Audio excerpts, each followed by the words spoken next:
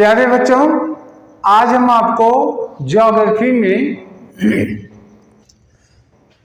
Sedimentary rock यानी अवसादी चट्टान के बारे में बताएंगे।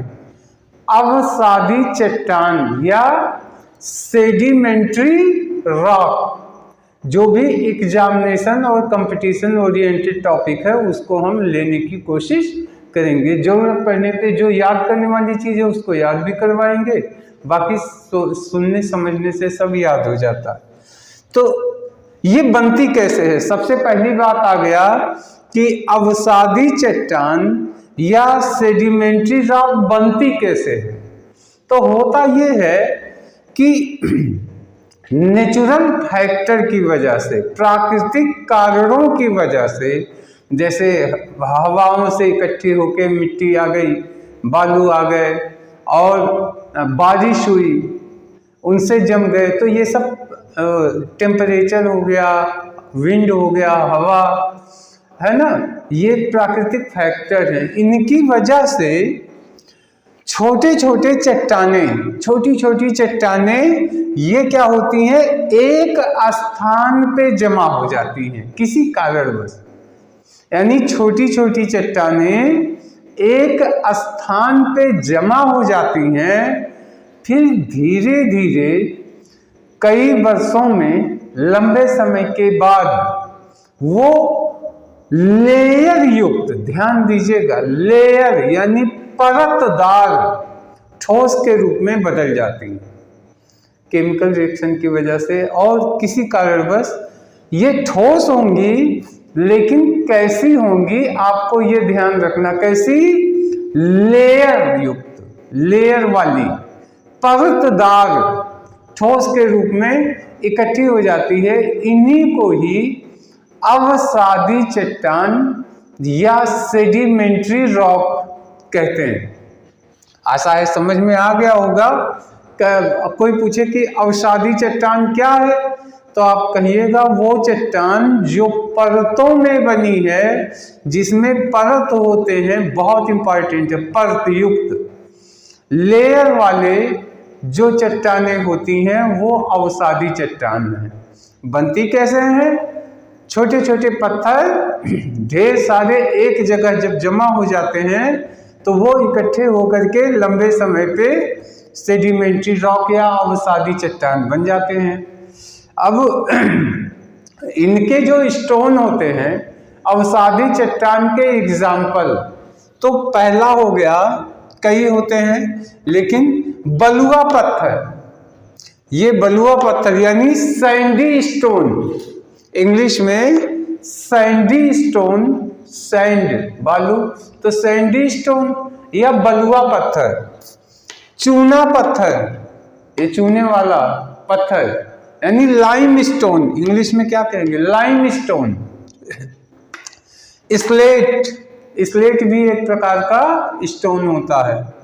कांग्लोमरेट, ये भी स्टोन होता है। नमक की चट्टान यानी साल्टी रॉक, नमक की बड़ी बड़ी चट्टानें बन जाती हैं ऑटोमेटिकली। शेलखरी, शेलखरी ये भी एक प्रकार की चट्टान होती है। तो ये सब जो है अवसादी चट्टान के एग्जाम्पल है। कौन कौन? कुछ याद रखिएगा, बलुआ पत्थर, चूना पत्थर, स्लेट, कांग्लोमरेट, शेलखरी और नमक की चट्टानें। यानी आप मोटा मोटा एक चीज देखिए, नमक हम खाते हैं, ये किससे मिलेगी? अवसादी से। बालू घर बनाने में यूज होता है, तो किससे मिलेगी? अवसादी चट्टानों से। चूना, चूना किससे मिलेगा? अवसादी चट्टानों से। तो ये हो गया। इसके अलावा स्लेट, स्लेट पे बचपन में आप लिखते थे, वो स्लेट भी इन्हीं चट्टानों से मिलता है। तो इस प्रकार से अवसादी चट्टानों के ये एग्जाम्पल हैं। आशा है बैठ भी गया होगा दिमाग में। अब देखिए, इनके सिम्टम्स दो होते हैं, बहुत अच्छे सिम्टम्स हैं। पहला तो ये लेयर वाली होती हैं, यानी चट्टानें परतदार होती हैं। ये बहुत इंपॉर्टेंट है, परतदार चट्टानें होती हैं, वो अवशोधी हो गई। दूसरे, इन चट्टानों में फॉसिल्स पाए जाते हैं, यानी जीवाश्म। जीवाश्म यानी पौधे, जानवर, छोटे मोटे कीड़े मकोड़े, ये दब जाते हैं इसके अंदर, तो लंबे समय पे इनके जो है स्पॉट उन चट्टानों पे दिख जाते हैं। इसलिए जीवाश्म भी इसी चट्टानों में पाए जाते हैं, प्लस परतदार होती हैं। दो चीजों का ध्यान रखना है। अब इसमें एलिमेंट कौन से आते हैं, ये भी बड़े काम का है, क्योंकि इसमें आयरन मौजूद है, लौ अयस्क, आयरन ओर। ये लौ अयस्क इसके अंदर होता है। दूसरा फास्फेट होता है, कोयला होता है। देखिए हमारे यूज लायक क्या क्या चीजें हैं, तो आपको देखिए लोहे मिलते हैं, तो लोहे अयस्क। इसके अलावा कोयला हमारे यूज का है, कोयला। इसके अलावा सीमेंट बनाने की चट्टान, वो चट्टानें जिनसे सीमेंट बनाई जाती हैं, यह भी अवसादी चट्टानों के उदाहरण हैं। अब देखिए सबसे इंपॉर्टेंट एक चीज और है, खनिज तेल यानी मिनरल ऑयल भी इसमें मौजूद होता है। किसमें? इसी अवसादी चट्टानों में क्या चीज मौजूद है? मिनरल ऑयल यानी खनिज तेल भी इसमें मौजूद है। तो दो तीन चीजें बड़े काम का है। घर बनाना है तो सीमेंट बालू आपको यही मिलेगा, लोहे भी यही मिलते हैं, चूना भी यही मिलते हैं, कोयला भी इसी में मिलते हैं। यानी हमारे घर के जरूरत की चीजें इसके अंदर मिलती हैं। अब देखिए ये सीमेंट भी हो गया। अब कहाँ पे ज्यादा कोयला? अब देखिए कोयला कहाँ है भारत में, तो भारत में दामोदर, महानदी, गोदावरी, इन नदियों के बेसिन, इनकी जो बेसिन है, बेसिन जानते हैं ना कि कई तरफ से नदियां किनारे किनारे से निकल जाए, बीच में जगह बच जाती है, तो उन्हीं बेसिनों में कोयला मौजूद है, कोयला पाया जाता है। तो बहुत इंपॉर्टेंट है। यानी महानदी, गोदावरी और ये दामोदर, यानी अधिकतर साउथ दक्षिण भारत की जो नदियां हैं उनके बेसिन में कोयला मौजूद है।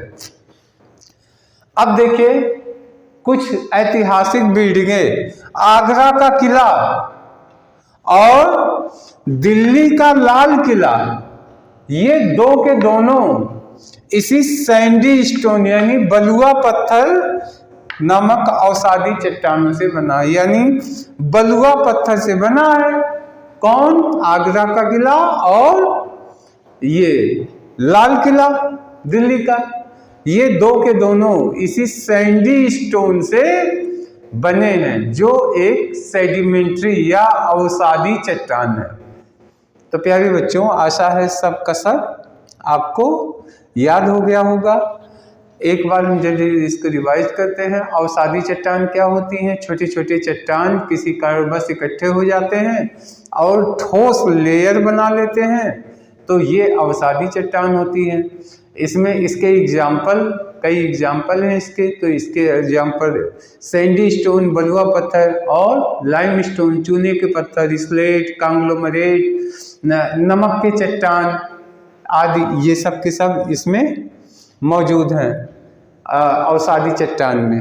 अब देखिए इसमें क्या होता है, इसमें फॉसिल्स मौजूद हैं, जीवाश्म इसके अंदर होते हैं।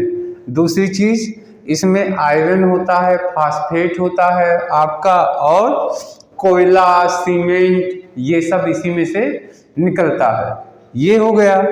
और ये कहाँ पाई जाती है? कोयला देखिए दामोदर, गोदावरी, महानदी, इनके बेसिन में कोयला मौजूद है। इसके साथ साथ दिल्ली का लाल किला और आगरे का किला, ये किससे बना है? सैंडी स्टोन से, बलुआ पत्थर से बने हैं, जो एक अवसादी स्टोन। तो प्यारे बच्चों, इस वीडियो में इतना ही। अब नेक्स्ट वीडियो में आगे लेके आएंगे, तब तक के लिए धन्यवाद, नमस्कार।